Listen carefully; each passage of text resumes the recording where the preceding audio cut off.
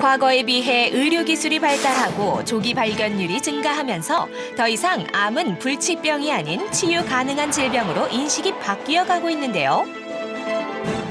하지만 높은 의료비만큼은 암 환자들에게 여전히 커다란 짐이 되고 있습니다.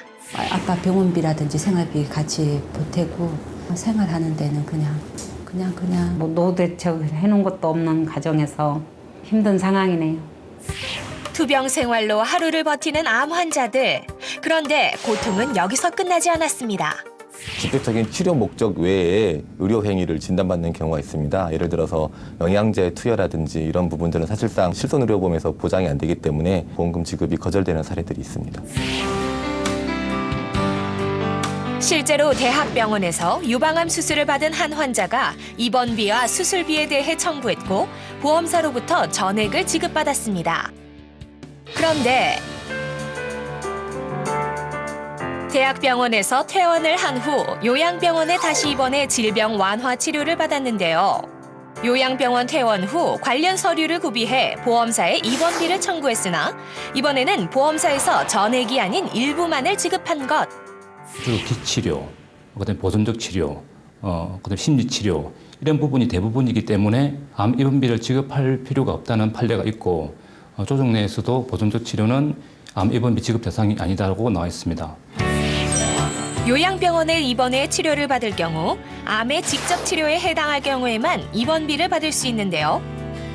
대부분의 환자가 이런 기준을 모르거나 일부 요양병원에서 보험 지급이 되지 않는 고비용 치료 항목을 권유하고 있어 문제가 되고 있습니다.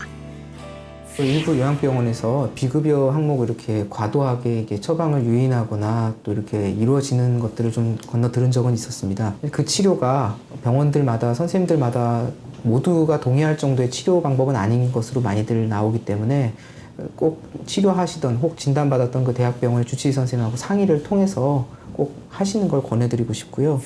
요양병원이란 원래 고령의 만성질환자를 대상으로 하지만 암 환자가 요양을 원할 경우 젊은 환자도 입원이 가능합니다.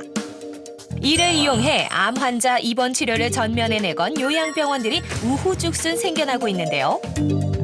이 과정에서 입원비 청구 기준에 대해 자세히 알지 못하는 환자와 수익을 얻으려는 일부 요양병원의 그릇된 판단으로 인해 분쟁의 불씨가 꺼지지 않고 있습니다.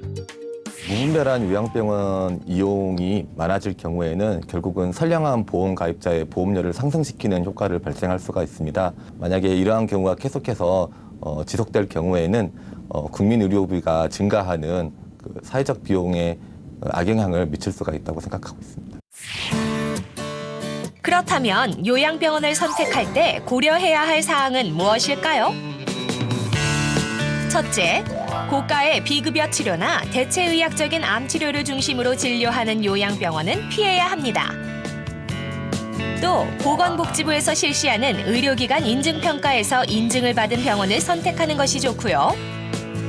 의사와 간병사의 수가 부족할 경우 치료의 질이 떨어질 수 있으므로 적정한지 확인하는 것도 중요합니다. 생존을 위해 치료를 받는 환자, 수익을 위해 치료를 권하는 병원.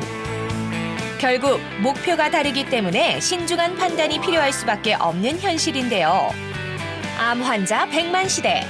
과거에 비해 생존율을 높인 질환이 됐지만 의료기관의 이용만큼은 여전히 꼼꼼하게 따져봐야 할 것 같습니다.